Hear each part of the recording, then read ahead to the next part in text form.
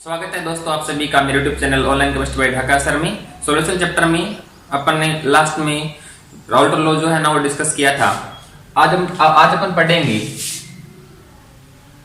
विलियन का वाष्प दाब, विलियनों का वाष्प दाब। इसमें फर्स्ट अपन लेते हैं द्रव विलयन। तो द्रव विलयनों में द्रव विलय होगा ए, द्रव ही विलायक होगा बी, और द्रवीय विलयन होगा जिसमें दोनों घटक होंगे ए और बी। तो यहां दोनों द्रव है, मीन्स दोनों घटक जो हैं ये कैसे हैं, वाष्पशील घटक है दोनों। और विलयन भी द्रव है, तो ये विलयन भी कैसा होगा, वाष्पशील होगा। ओके, अब देखिए जब अकेला विलय था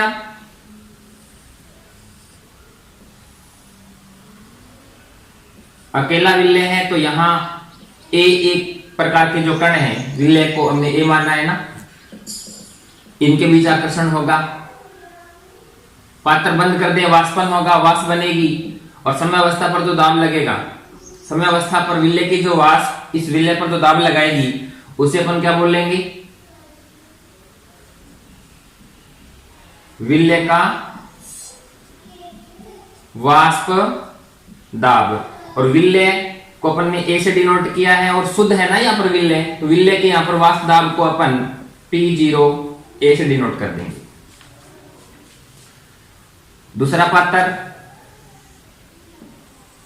जिसमें केवल विलायक है, तो यहां पर विलायक के कणों बीच आकर्षण होगा, पात्र बंद कर दें, समय अवस्था पर इसकी वाष्प जो इसकी सतह पर दाब लगाएगी वो क्या हो जाएगा, विलायक का वाष्प दाब हो जाएगा, जिसे P0 B से दर्शाएंगे। और विलय को विलायक में घोलेंगे, तभी घोलेगा जब पुराना आकर्षण टूट जाए और नया आकर्षण बन जाए। तो जो विलयन बनेगा उसमें देखिए यह नया आकर्षण आ जाएगा ना, विलय और विलायक के कणों के बीच आकर्षण। और यहां देखिए वाष्पन होगा, वाष्प बनेगी, तो यहां वाष्प में ए और दोनों के कण होंगे, क्योंकि दोनों घटक क्या हैं, वाष्पशील हैं। जैसे मैं यहां ए की जो वाष्प है उसको ब्लू कलर से डिनोट कर दूं, तो यहां पर, और बी की वाष्प जो ब्लैक कलर से है, तो बी की वाष्प ब्लैक कलर से होगी, और ये ब्लू कलर के जो पॉइंट हैं ये किसको बता रहे हैं, मान लेते हैं ए की वाष्प है। तो यहां वाष्प और द्रव के बीच समय स्थापित होगा, तो समय अवस्था पर विलयन की स्तर पर जो दाब लगेगा वो क्या हो जाएगा, विलयन का वाष्प दाब हो जाएगा। तो यहां पर देखो विलयन का वाष्प दाब जो है इसको हम P से नोट करें, तो यहां घटक A और B दोनों वाष्पशील हैं, दोनों की वाष्प बनी है, तो यहां पर विलयन के कुल वाष्प दाब में घटक A और B दोनों का क्या होगा, योगदान होगा। तो अपन यहां कह सकते हैं कि यहां पर विलयन का जो कुल दाब है, यहां विलयन का जो कुल दाब है P, वो घटक A के आंशिक दाब PA और घटक B के आंशिक दाब PB, मीन्स घटक A द्वारा कितना दाब लग रहा है यहां, और घटक B द्वारा कितना दाब लग रहा है, वो इनके आंशिक दाब हो जाएंगे, इन दोनों के योग के बराबर होगा। तो यहां पर PA किसको बता रहा है, घटक A मीन्स विलय का आंशिक वाष्प दाब, और यहां PB किसको बता रहे हैं, घटक B मीन्स विलायक का जो आंशिक वाष्प दाब है उसको बताएगा। ओके, तो अब अपन यहां राउल्ट लॉ अप्लाई करें। उससे पहले देखिए यहां घटक A की मोल भिन्न कितनी है XA, और यहां घटक B की मोल भिन्न कितनी है XB, जो यहां पर उपस्थित है। तो यहां पर घटक A का आंशिक दाब PA कितना होगा और घटक B का आंशिक वाष्प दाब PB कितना होगा, ये डिपेंड करेगा विलयन में उपस्थित दोनों घटकों की मोल भिन्नों पर। तो राउल्ट के नियमानुसार देखिए, अब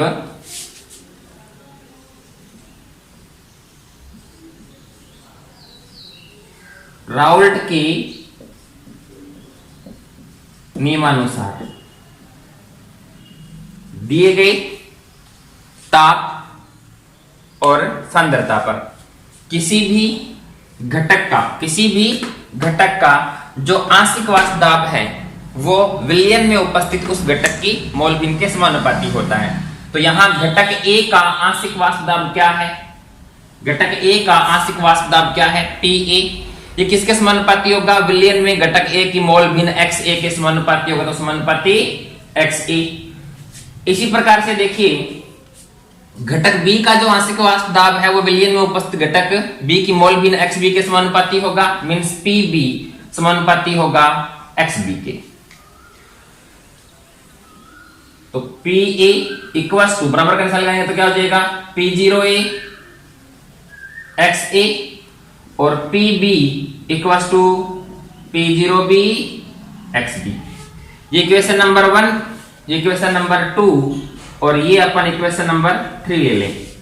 तो यहां पर P0A और P0B क्या हो जाएंगे, समानुपाती स्थिरांक।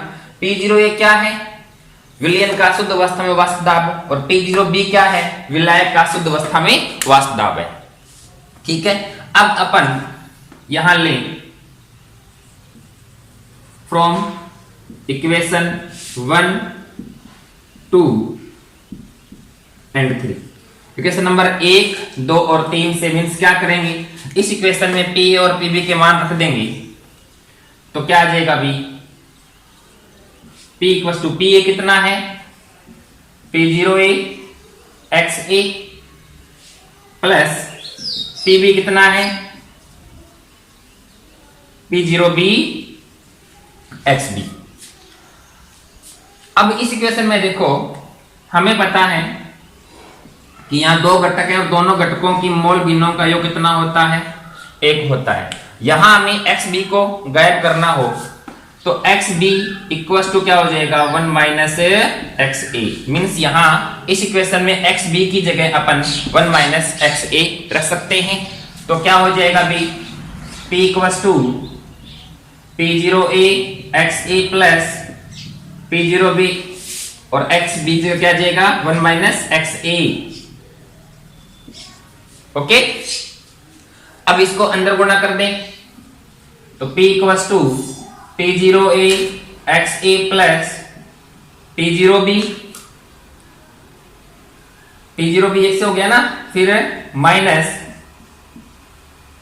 P0B XA।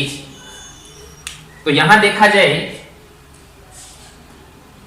ये माइनस है और ये प्लस है, इसको सबसे पहले ले लेते हैं, इनको बाद में ले लें। तो क्या हो जाएगा P equals two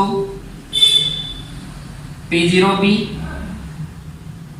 plus P0A XA और ये माइनस है तो minus P0B XA।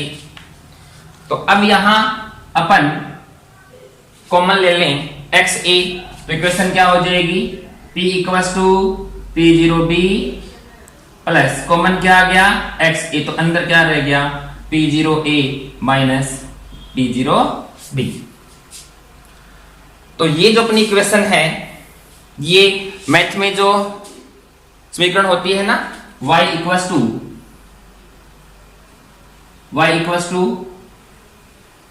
mx plus c के अनुरूप है। एक सरल रेखीय समीकरण y equals to mx plus c के अनुरूप है, मीन्स अपन y को x के विरुद्ध आलेखित करें तो सीधी रेखा प्राप्त होगी जिसका अंतःखंड c के बराबर और ढाल स्मॉल m के बराबर होगा। तो यहां देखिए y की जगह तो कौन हो गया प्रेशर, x की जगह यहां पर XA। तो अपन वाष्प दाब और मोल भिन्न के बीच ग्राफ लेंगे जिसका ढाल P0A माइनस P0B के बराबर होगा और अंतःखंड जो है वो P0B के बराबर होगा। यहां देखो इस इक्वेशन के बाद जो हमने लिया है तो किसको गायब किया था? XB को। यदि हम इसकी जगह XA को गायब करें मींस इसी इक्वेशन से देख लीजिएगा कि अपन यूं करें इस इक्वेशन से कि XA बराबर क्या हो जाएगा, तो X बराबर क्या हो जाएगा 1 माइनस XB। तो इस इक्वेशन में हमने क्या किया था? XB की जगह ये रखा था। अब क्या करें? इस इक्वेशन में XA की जगह ये रख दें तो इस इक्वेशन से इक्वेशन क्या आ जाएगी B? P equals to P0A क्या रखना है 1 minus XB plus P0B XB। और इसको अब अपन हल करें तो P equals to P0A minus P0A XB और प्लस P0B XB। इसको पहले लिख दें, इसको बाद में लिख दें तो इक्वेशन क्या हो जाएगी? P equals to P0A plus P0B XB और माइनस P0A XB। और अब अपन कॉमन ले लें तो क्या आ जाएगा? P0A प्लस कॉमन क्या XB, तो क्या रह गया? P0B minus P0A। तो देखो अब ये इक्वेशन भी y equals to mx plus c के अनुरूप है। मीन्स यहां प्रेशर को मोल भिन्न के विरुद्ध आलेखित करेंगे तो सीधी रेखा प्राप्त होगी जिसका ढाल P0B माइनस P0A के बराबर हो जाएगा और अंतःखंड P0A के बराबर हो जाएगा। तो इक्वेशन नंबर 3, ये इक्वेशन नंबर 4 और ये इक्वेशन नंबर 5 होगी।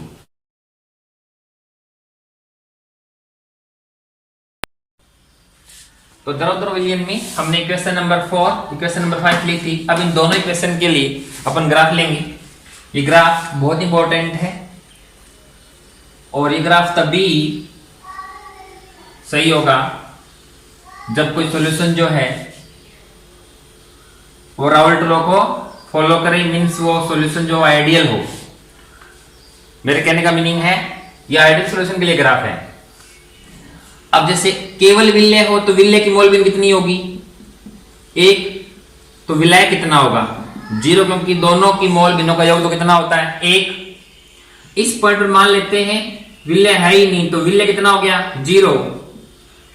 तो विलेय होगा मींस इसका मीनिंग हो गया कि यहां शुद्ध विलेय का, इसका मीनिंग क्या हो गया? यहां पर शुद्ध विलेय है। इस एक्सिस पर अपन क्या ले रहे हैं? मोल भिन्न। यहां दो ग्राफ साथ है भी और यहां अपन क्या ले रहे हैं? वाष्प दाब। इस एक्सिस पर भी क्या लेंगे अपन? वाष्प दाब लेंगे। दोनों घटक द्रव है, घटक ए और बी। मान लेते हैं विलेय जो कम वाष्पशील है और शुद्ध विलेय है यहां पर, तो शुद्ध विलेय का वाष्प दाब मान लेते हैं इस पॉइंट पर है P0A। किसको बता रहा है? शुद्ध विलेय का वाष्प दाब। तो पहले अपन ग्राफ विलेय के लिए लें। इधर जाएंगे तो विलेय की मोल भिन्न 1 से कम होती जाएगी और विलायक की 0 से बढ़ती जाएगी। तो ये तो 1 से कम होती जाएगी और ये 0 से बढ़ती जाएगी और इस पॉइंट तक आते आते विलेय बचेगा नहीं, केवल क्या बचा? विलायक। इस पॉइंट पर विलेय बचा ही नहीं तो विलेय का वाष्प दाब घटकर कितना हो जाएगा? 0 हो जाएगा। मींस ये ग्राफ आएगा विलेय के लिए। और राउल्ट के नियमानुसार P बराबर क्या था? P0A XA के बराबर था ना। मींस ये ग्राफ इस इक्वेशन के लिए है PA equals to P0A XA। इस इक्वेशन में देखिए जब XA 1 है तो जो विलेय उसका आंशिक वाष्प दाब शुद्ध विलायक के वाष्प दाब के बराबर होगा।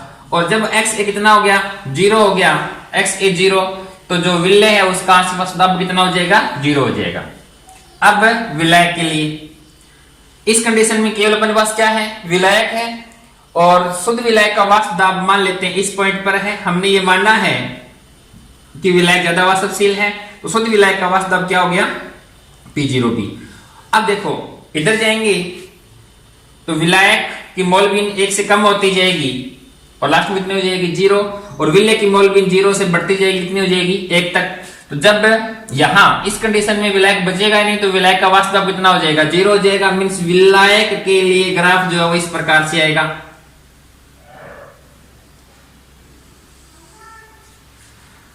तो देखिए विलायक के लिए हमने इक्वेशन ली थी PB equals to P0B XB। तो ये ग्राफ जो इस इक्वेशन के लिए है PB equals to P0B XB। तो देखिए जब XB 1 है तो विलायक का आंशिक वास्तव दाब इसके बराबर हो जाएगा, और जब XB कितना है 0 है तो ये कितना हो जाएगा भी 0 हो जाएगा। तो विलयन का जो कुल वास्तव दाब है न्यूनतम किसके बराबर होगा P0A के, अधिकतम है P0B के। तो विलयन के लिए ग्राफ इस प्रकार से आ जाएगा, क्या भी विलयन का वास्तव दाब P equals to PA plus PB के, मीन्स इन दोनों के योग के बराबर होगा। ठीक है, तो ऐसा ही ग्राफ उन विलयनों के लिए आएगा जो राउल्ट नियम को फॉलो करेंगे, अर्थात वो विलयन कैसे होंगे, आदर्श होंगे, उसकी चर्चा अपन आगे करेंगे। अभी तो देखिए विलयनों के वास्तव दाब में सेकंड ले रहे हैं अपन ठोस द्रव विलयन। तो विलय कैसा होगा ठोस, विलय कैसा होगा द्रव, विलयन कैसा होगा द्रवीय। तो यहां पर इसकी वास्तव नहीं बनेगी ना, तो ये तो क्या हो गया अवाष्पशील घटक। इसकी वास्तव बनेगी तो ये घटक कैसा है वाष्पशील घटक है, और ये भी कैसा रहेगा वाष्पशील होगा। तो जैसे मान लेते हैं कि ये विलय पड़ा है जो कि सॉलिड है, और एक पात्र में द्रव विलायक है, तो यहां केवल विलायक के कणों में आकर्षण होगा और ये विलायक के कण। इसकी वाष्प बनेगी, समय अवस्था पर जो दाब लगेगा वो क्या हो जाएगा P0B, मीन्स द्रव विलायक का शुद्ध अवस्था में वाष्प दाब। और इसको इसमें घोल लेंगे तो विलयन बना। तो विलयन में A और B मीन्स विलय और विलायक के कणों में आकर्षण होगा, ये विलयन। तो विलयन में A और B दोनों के पार्टिकल है, यहां ब्लू कलर के है ना, ये B की A के पार्टिकल हो गए। समय अवस्था पर जो वाष्प बनेगी वो दाब लगाएगी विलयन की सतह पर, वो हो गया विलायक का वाष्प दाब, सॉरी वो हो जाएगा विलयन का वाष्प दाब, जिसे हम लोगों ने P से डिनोट किया है। तो अब देखिए इसकी तुलना इससे करते हैं, ताप तो वही है ना स्थिर, तो यहां केवल शुद्ध द्रव विलायक है तो सतह पर केवल विलायक मींस द्रव के कण है तो वाष्पन ज्यादा होगा, तो दिए गए ताप पर वाष्प दाब भी ज्यादा रहेगा। विलयन बन गया, तो विलयन में सतह पर देखें तो द्रव के अलावा ठोस के कण भी आ गए, इसलिए वाष्पन कम होगा, वाष्प कम बनेगी, तो उसी ताप पर वाष्प दाब कम होगा। तो अपन कह सकते हैं कि यहाँ शुद्ध द्रव विलायक का जो वाष्प दाब है वो विलयन के वाष्प दाब से ज्यादा रहेगा। और यहां वाष्प केवल B के कणों की बनी, इसलिए यहां जो ये विलयन का वाष्प दाब है ये विलायक के आंशिक वाष्प दाब, विलायक के आंशिक वाष्प दाब के बराबर होगा। ये क्या है विलायक का शुद्ध अवस्था में वाष्प दाब, और यहां वाष्पन केवल B पार्टिकल का हुआ ना, इसलिए यहां पर जो विलायक का आंशिक वाष्प दाब है वो विलयन के वाष्प दाब के बराबर रहेगा। अब अपन राउल्ट लॉ अप्लाई करें तो इस विलयन में राउल्ट लॉ केवल कौन से घटक पर लागू होगा, जो वाष्पशील, और वाष्पशील कौन है विलायक है। तो विलायक का आंशिक वाष्प दाब Pb किसके समानुपाती होगा, विलयन में उपस्थित विलायक की मोल भिन्न XB के समानुपाती होगा। तो XB भी किसी घटक का आंशिक वाष्प दाब उस घटक की मोल भिन्न के समानुपाती होता है, या फिर Pb बराबर क्या हो जाएगा P0B XB, इक्वेशन नंबर 3।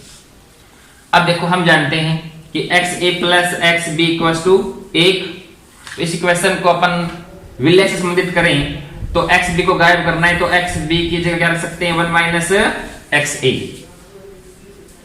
तो PB इक्वल्स टू P0B और XB की जगह 1 माइनस एक्स ए, अंदर गुणा कर देते हैं तो P B equals to P zero B minus P zero B X A हो जाएगा। अब इस इक्वेशन में इसको इधर लेके जाए तो प्लस हो जाएगा, इधर आएगा तो माइनस हो जाएगा, तो P zero B X A equals to P zero B minus P B, तो एक्स ए इक्वल्स टू क्या हो जाएगा, P zero B minus P B upon P zero B. तो ये इक्वेशन निकल के आ गई। अब यहां पर ये क्या है इसको देखते हैं। हमने यहां पर पढ़ा ही था कि शुद्ध द्रव विलायक में ठोस विलय मिलाओगे तो बने विलयन का वाष्प दाब शुद्ध द्रव विलायक के वाष्प दाब से क्या रहेगा, कम रहेगा। ठीक है, तो यहां ठोस को इसमें घोलने पर वाष्प दाब में क्या हुई, कमी। तो वाष्प दाब में हुई इस कमी को अपन बोलते हैं वाष्प दाब अवनमन। क्या बोला जाएगा, वाष्प दाब अवनमन, जिससे डेल पी से दर्शाएंगे। तो वाष्प दाब में हुई कमी डेल पी, कितनी कमी हो जाएगी, इसके वाष्प दाब में से इसका घटा देंगे तो P zero B minus P हो जाएगा। ठीक है, या फिर देखो पी किसके बराबर है, पी बी के बराबर है, तो del P equal to P zero B minus P B लिख सकते हैं। अब देखो यहां पर ये क्या है, पी जीरो बी यही हो गया और पी बी ये है ही, तो मेरे कहने का meaning P zero B minus P B की जगह अपन डेल भी लिख सकते हैं। तो इस इक्वेशन से क्या हो जाएगा, एक्स ए इक्वल टू, इसकी जगह क्या लिख सकते हैं, del P upon P zero. तो यहां पर ये इक्वेशन या फिर ये इक्वेशन वाष्प दाब में हुई कमी अर्थात वाष्प दाब में अवनमन को बता रहे हैं, और यहां पर P zero B minus P B upon P zero B या del P upon P zero B जो है वो बता रहा है वाष्प दाब में आपेक्षिक अवनमन को। किसको बताएगा, वाष्प दाब में आपेक्षिक अवनमन को बताएगा भी। ठीक है, और वाष्प दाब में अवनमन और वाष्प दाब में आपेक्षिक अवनमन एक दूसरे के बिल्कुल विपरीत होंगे। तो हम कह सकते हैं ना इस इक्वेशन से या फिर इस इक्वेशन से, ए कौन था, विलेय, तो एक्स ए क्या है, विलेय की मोल भिन्न। तो विलेय की मोल भिन्न जो है वो वाष्प दाब में आपेक्षिक अवनमन के बराबर होती है। विलेय की मोल भिन्न वाष्प दाब में आपेक्षिक अवनमन के बराबर होती है कब, जब ठोस द्रव विलयन हो, अर्थात विलेय कैसा हो, ठोस, और विलेय कैसा हो, द्रव, तो उस कंडीशन में ये होता है। अब इसके लिए ग्राफ लें, बिल्कुल सिंपल सा ग्राफ।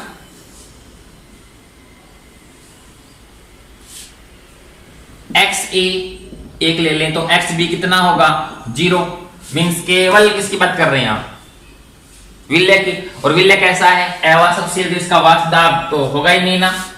इस पॉइंट पर एक्स ए 0 तो एक्स बी कितना हो जाएगा 1, मीन्स अब अपन बात कर रहे हैं इस कंडीशन की, तो वाष्प दाब कितना होगा, जितना होता है किसी द्रव विलायक का जो निश्चित है, पी जीरो बी अधिकतम। और इसमें ज्यो ज्यो ये मिलाएंगे तो वाष्प दाब में क्या होगी, कमी, और जब केवल ये रह जाए तो 0 हो जाएगा ना, मीन्स इधर जाए तो एक्स बी घटेगा, एक से कम होता जाएगा, और एक्स ए बढ़ेगा, और जब एक्स ए 1 हो जाता है तो हम केवल इसकी बात कर रहे होते हैं, जिसका वाष्प दाब कितना है, 0, मीन्स ग्राफ इस प्रकार से प्राप्त हो जाएगा। ठीक है,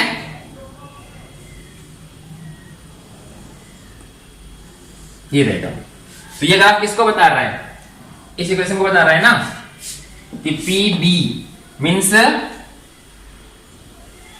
विलायक का जो आंशिक वाष्प दाब है वो बराबर होगा P zero B X B के। अब देखिए जब एक्स बी कितना है, 1 है, तो यहां 1 रखेंगे तो पी बी किसके बराबर हो जाएगा, पी जीरो बी के बराबर।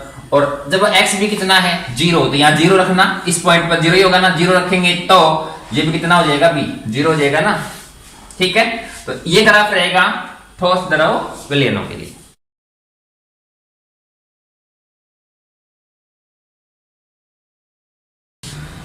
अब अपन चर्चा करते हैं राउल्ट नियम से संबंधित ही आदर्श विलयन की, आइडियल सॉल्यूशन। तो आइडियल सॉल्यूशन किसको बोला जाएगा, वो देखिए। फर्स्ट कंडीशन, कोई विलयन किसी भी ताप और सांद्रता पर राउल्ट नियम का पालन करे, राउल्ट नियम का पालन करे तो वो विलयन जो है वो आइडियल विलयन होगा।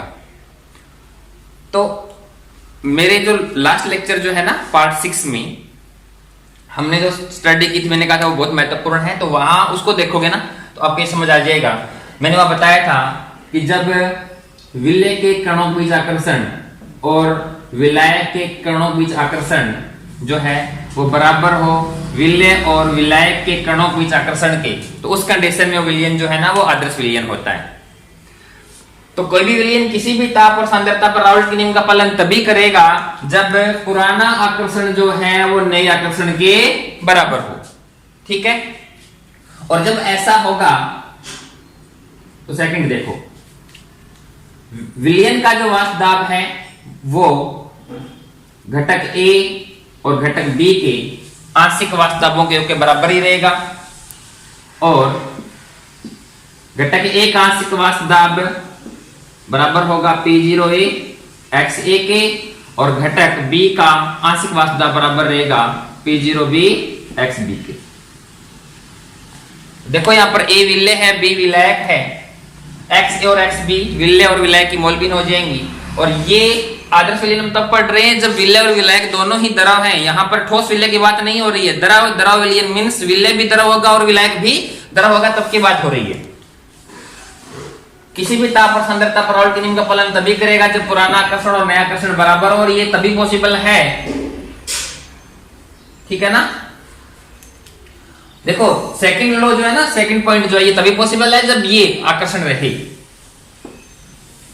अब थर्ड, यदि इस ऐसा होगा तो आयतन में हुआ परिवर्तन, मींस जैसे ये 5 ml है और ये 95 ml है, तो विलयन गैप कितना होगा, 100 ml होगा, तो आयतन नहीं बदलेगा, मींस आयतन में परिवर्तन कितना रहेगा, 0 रहेगा। और पुराना आकर्षण और नया आकर्षण बराबर है तो आवश्यक ऊर्जा और मुक्त ऊर्जा बराबर होगी, तो इस प्रोसेस में एंथैल्पी में हुआ चेंज मींस मिक्सचर मींस विलयन बनेगा, इस दौरान एंथैल्पी में हुआ चेंज भी कितना होगा, 0 होगा। तो देखो सेकंड, थर्ड और फोर्थ पॉइंट तभी पॉसिबल है जब ये कंडीशन हो, विलय के कणों के बीच आकर्षण और विलायक के कणों के बीच आकर्षण का परिणाम जो है वो विलय और विलायक के कणों के बीच आकर्षण के परिणाम के बराबर हो, तभी पॉसिबल है। और तभी सॉल्यूशन जो है राउल्ट नियम को फॉलो करेगा और इन पॉइंट को भी फॉलो करेगा। तो कोई भी सॉल्यूशन इन कंडीशन को फॉलो करेगा ना तो सॉल्यूशन कैसा होगा, आइडियल सॉल्यूशन होगा। लेकिन देखिए प्रॉब्लम क्या आती है, किसी भी ताप और सांद्रता पर कोई विलयन जो है ना ऐसा व्यवहार नहीं कर सकता। हाँ, एक पर्टिकुलर टेम्परेचर और कंसंट्रेशन पर हो सकता है कि कोई विलयन जो है वो ऐसा व्यवहार करे, मींस सारे विलयन कैसे होते हैं, वास्तविक विलयन होते हैं, और वास्तविक विलयन कुछ वास्तविक विलयन ऐसे होते हैं जो किसी निश्चित ताप और सांद्रता पर इस नियम को फॉलो करते हैं, मींस वो आइडियल बिहेव शो करते हैं। जैसे एग्जांपल लेते हैं, normal hexane plus normal heptane. अब दोनों एल्केन है, दोनों की समान नेचर, तो हो सकता है कि ये आइडियल सॉल्यूशन हो। सेकंड एग्जांपल, जैसे ब्रोमोबेंजीन प्लस ले लें क्लोरोबेंजीन, तो दोनों ही कंपाउंड कैसे हो गए, एरिल हैलाइड हो गए ना, दोनों की नेचर समान हो जाएगी। थर्ड, जैसे ethyl chloride and ethyl bromide, तो दोनों यहां पर क्या है, ये एल्किल हैलाइड है।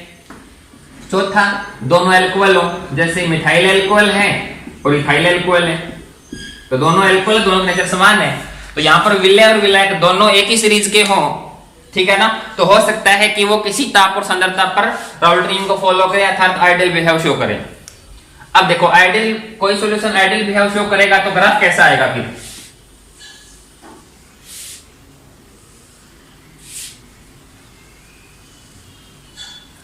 विलय की मोलबिन 1 लेंगे तो विलय कितना हो जाएगा, 0। विलय की मोलबिन यहां जीरो तो विलायक की मोल कितनी हो जाएगी, 1 हो जाएगी। और घटक A कम वाष्पशील है तो वाष्प दाब कितना हो गया, P0A। B ज्यादा वाष्पशील है, वाष्प दाब कितना हो जाएगा, P0B। तो ग्राफ थोड़ी देर पहले लिए थे ना, कैसे आए थे, इस प्रकार से। विलयन के लिए P बराबर किसके होगा, PA प्लस PB के, ये इक्वेशन होगी। PA किसके बराबर होगा, P0B P0A XA की, ये इक्वेशन होगी। और ये PB किसके बराबर हो जाएगा, P0B XB के। मींस कोई भी सॉल्यूशन किसी ताप और सांद्रता पर यदि आइडियल बिहेव शो कर रहे तो सॉल्यूशन के लिए ग्राफ यही तो आएंगे। मींस ऐसा होगा तभी तो ग्राफ ऐसा आएगा ना, ठीक है। तो किसी आइडियल सॉल्यूशन के लिए ग्राफ जो है ना ऐसा प्राप्त होगा, ठीक है। तो अभी आइडियल सॉल्यूशन में मैंने बताया कि अधिकांश विलयन वास्तविक होते हैं। कोई भी विलयन जो है वो किसी पर्टिकुलर टेम्परेचर और कंसंट्रेशन पर ही आइडियल बिहेव शो कर सकता है, वरना वो कैसा होगा, वास्तविक होगा। मींस राउल्ट नियम को फॉलो नहीं करेगा। तो जो राउल्ट नियम को फॉलो नहीं करते हैं उन विलयनों को अनादर्श विलयन कहा जाता है, नॉन आइडियल सॉल्यूशन बोला जाता है। तो अनादर्श विलयन किसे बोला जाएगा, या अनादर्श विलयन कौन से होंगे, बिल्कुल सिंपल सी बात। ये क्या हो गया, विलय के कणों के बीच आकर्षण, और ये क्या हो गया, विलायक के कणों के बीच आकर्षण। तो ये क्या हो जाएगा, नया आकर्षण जो विलय और विलायक के कणों के बीच में है, ठीक है। ये बराबर रहे तो वो सॉल्यूशन कैसा होता है, आइडियल सॉल्यूशन। ये बराबर न हो, चाहे तो ये ज्यादा हो चाहे ये ज्यादा हो। तो मैंने क्या बोला है, द्रव विलय को द्रव विलायक में घोलेंगे, विलयन बनेगा, है ना। उस कंडीशन में पुराना आकर्षण नया आकर्षण के बराबर न हो तो उस कंडीशन में कोई भी सॉल्यूशन कैसा नहीं हो सकता, आइडियल नहीं हो सकता। तो कैसा होगा भी, नॉन आइडियल होगा। और यदि ऐसा होगा तो फर्स्ट कंडीशन क्या हो जाएगी, किसी भी ताप और सांद्रता पर क्या वो राउल्ट नियम को फॉलो करेगा, नहीं करेगा। मींस राउल्ट नियम का पालन न करे तो वो सॉल्यूशन कैसा हो जाएगा, अनादर्श हो जाएगा। मींस किसी भी ताप और सांद्रता पर राउल्ट नियम को फॉलो नहीं करेगा तो सॉल्यूशन नॉन आइडियल होगा। और कब नहीं करेगा, जब ये कंडीशन होगी। तो इसका मीनिंग हो गया कि विलयन का वाष्प दाब घटक A और B के आंशिक वाष्प दाबों के योग के बराबर होगा कि नहीं, नहीं होगा। तो घटक A का जो आंशिक वाष्प दाब है क्या वो P0AX A के बराबर होगा, नहीं होगा। और क्या घटक B का आंशिक वाष्प दाब है वो P0BXB के बराबर होगा, नहीं होगा, ठीक है। सेकंड, अब अपन लें इसमें डेल V मिक्सचर। मींस विलय को विलायक में घोलेंगे तो आयतन बदलेगा कि नहीं बदलेगा, क्या आयतन में परिवर्तन 0 होगा, नहीं होगा। और थर्ड, एंथैल्पी में हुआ चेंज क्या 0 होगा, नहीं होगा। मींस या तो 0 से ज्यादा या 0 से कम आयतन बदलेगा, या तो 0 से कम रहेगा आयतन में चेंज या फिर ज्यादा रहेगा। इसी प्रकार से जो विलयन है, विलय है और विलायक है, इनके जो वाष्प दाब हैं वो पहले की अपेक्षा तो ज्यादा हो जाएंगे या फिर कम हो जाएंगे। वो डिपेंड किस पे करेगा, आकर्षण पे करेगा। अब देखो इस कंडीशन को अपन 2 पार्ट्स में ले सकते हैं ना। मींस जो अनादर्श विलयन है वो 2 प्रकार के हो सकते हैं। कैसे, ए आकर्षण और बी आकर्षण ज्यादा रहे ए आकर्षण से। मींस विलय के कणों के बीच आकर्षण और विलायक के कणों के बीच आकर्षण का परिणाम जो है विलय और विलायक के कणों के बीच आकर्षण के परिणाम से ज्यादा रहे। और दूसरा, विलय के कणों के बीच आकर्षण और विलायक के कणों के बीच आकर्षण का जो परिणाम है वो कम हो विलय और विलायक के कणों के बीच आकर्षण से। मींस 2 कंडीशन होगी ना। फर्स्ट कंडीशन में क्या है, पुराना आकर्षण ज्यादा नया कम। और सेकंड कंडीशन में क्या है, पुराना आकर्षण कम और नया ज्यादा। तो दोनों ही विलयन कैसे होंगे, अनादर्श होंगे। तो इस आधार पर हम अनादर्श विलयन को 2 पार्ट्स में डिवाइड कर सकते हैं। तो देखिए कैसे, पुराना आकर्षण ज्यादा और नया आकर्षण कम। तो इस अवस्था में क्या होगा, पुराना आकर्षण ज्यादा है तो क्या रहेंगे, पार्टिकल पास पास रहेंगे तो वाष्पन कम होगा। और नया आकर्षण क्या है, कम। और नयाकर्षण कम है तो पार्टिकल क्या रहेंगे, दूर दूर, तो वाष्पन ज्यादा होगा। मीन्स विलयन का वाष्पन जो है वो अधिक होगा, और यहां इन दोनों का वाष्पन इसके कंपेयर में क्या होगा, वाष्पन कम होगा। वाष्पन कम होगा तो यहां वाष्प दाब क्या होगा, कम, और यहां वाष्पन ज्यादा हुआ तो यहां वाष्प दाब क्या हो जाएगा, भी ज्यादा हो जाएगा। अनदर फीलिंग किसको बोला जाता है, इससे देखें तो बराबर नहीं होंगे तो कम होगा या ज्यादा होगा। तो अब देखो जो विलयन बना उसका वाष्प दाब क्या होता है, Pa बराबर होना चाहिए ना किसके, Pa प्लस Pb के बराबर होगा तभी सॉल्यूशन कैसा होगा, आइडियल। लेकिन बराबर नहीं है तो यहां निशान कौन सा आएगा, तो देखो वाष्पन कम वाष्पन ज्यादा, तो वाष्प दाब क्या होगा, ज्यादा। मीन्स राउल्ट द्वारा निर्धारित वाष्प दाब से विलयन का वाष्प दाब क्या हो जाएगा, भी ज्यादा होगा। ठीक है, इसकी बात होगी। तो अपन बोल सकते हैं कि घटक A का वाष्प दाब भी ज्यादा होगा किससे, P0A XA से, और घटक B का आंशिक वाष्प दाब भी ज्यादा होगा किससे, P0B XB से। ओके, ये तो हो गई इस पॉइंट की बात फर्स्ट। अब सेकंड पॉइंट की बात कर लेते हैं। पुराना आकर्षण ज्यादा है तो पास पास रहेंगे पार्टिकल, और नया आकर्षण कम है तो पार्टिकल क्या रहेंगे, यहाँ पर दूर दूर रहेंगे। ठीक है, जैसे ये 5 ml है और ये 95 ml है तो क्या ये 100 होगा, नहीं, पार्टिकल दूर दूर होंगे तो 100 से ज्यादा। तो आयतन बढ़ा या घटा, बढ़ा।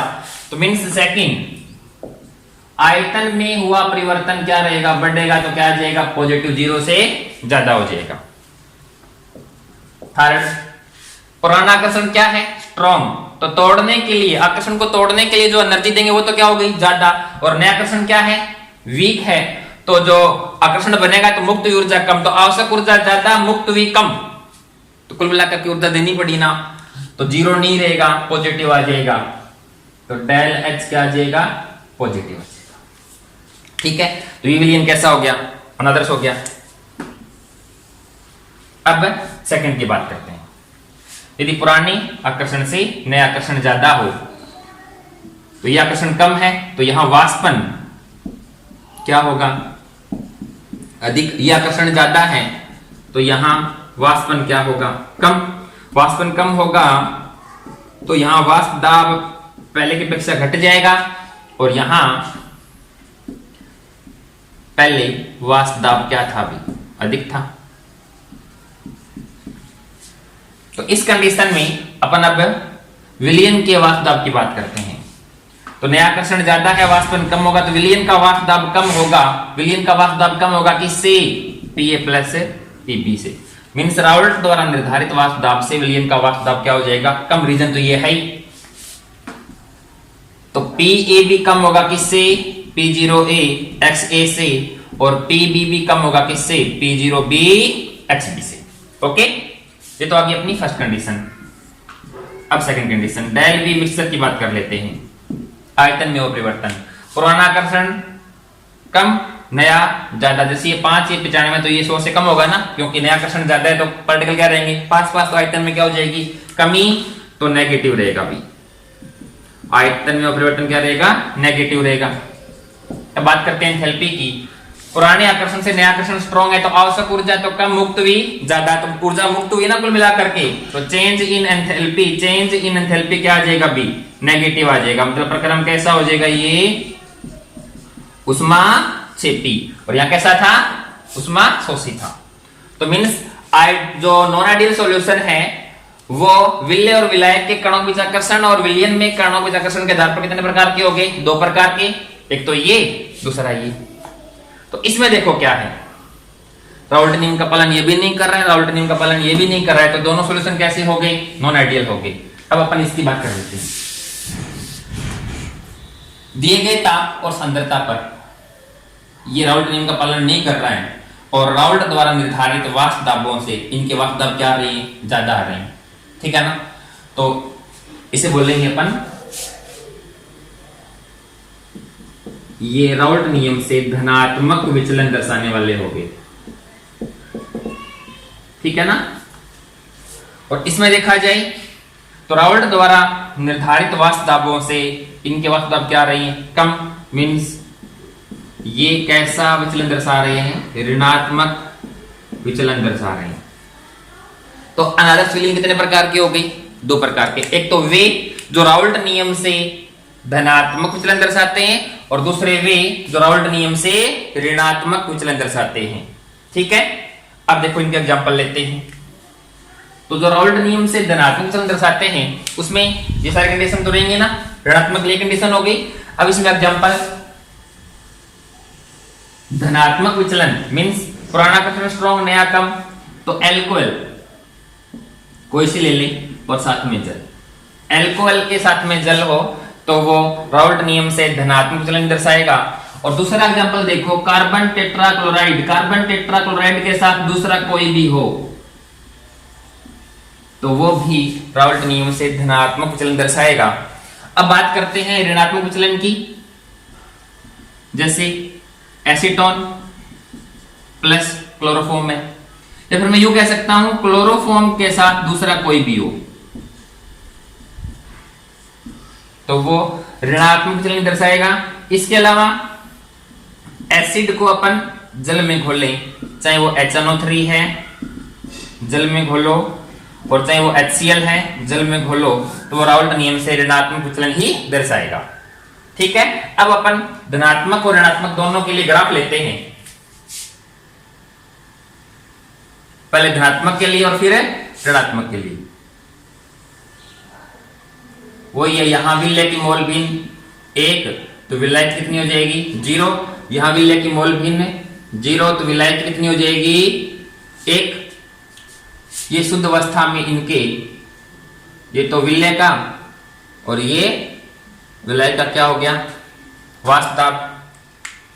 तो यदि सॉल्यूशन आइडियल होता तो ये ग्राफ किसके लिए आता था, विलायक के लिए। ये ग्राफ किसके लिए था भी, विलेय के लिए। और ये ग्राफ किसके लिए था, विलियन के लिए, यदि आइडियल सॉल्यूशन होता तो।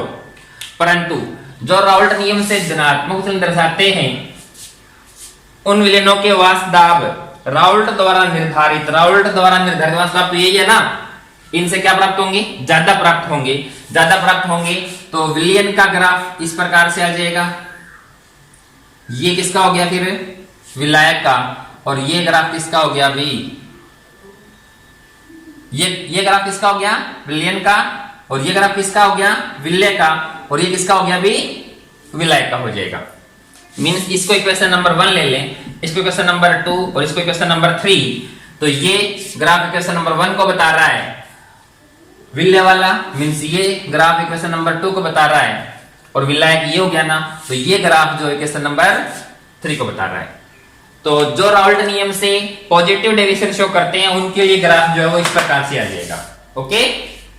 अब जो राउल्ट नियम से नेगेटिव डेविएशन शो करते हैं, जो ऋणात्मक विचलन दर्शाते हैं, उनके लिए अपन ग्राफ लें विलेय की मोल भिन्न और ये विलायक की मोल भिन्न 0। तो यहां XA 0 और XB कितना हो जाएगा 1 हो जाएगा। P0A P0B। आइडियल सॉल्यूशन के लिए ग्राफ इस प्रकार से आए थे ना भैया। अब इनकी बात करते हैं। Equation number 1, 2, 3। राउल्ट द्वारा निर्धारित वाष्प दाब से इनके वाष्प दाब क्या है, कम, मींस ऋणात्मक विचलन। तो ये ग्राफ किसके लिए आ जाएगा, विलियन के लिए। ये ग्राफ विलेय के लिए और ये विलायक के लिए। इक्वेशन नंबर 1 किसके लिए है, विलियन के लिए। इक्वेशन नंबर 2 विलेय के लिए। इक्वेशन नंबर 3 विलायक के लिए। तो ये ग्राफ आ जाएगा जो राउल्ट नियम से ऋणात्मक विचलन दर्शाते हैं। ठीक है। और ये तो मेरे दोनों लेक्चर है ना, ये तभी समझ आएंगे जब लास्ट वीडियो आपने ढंग से देखी होगी। Okay, thank you. लाइक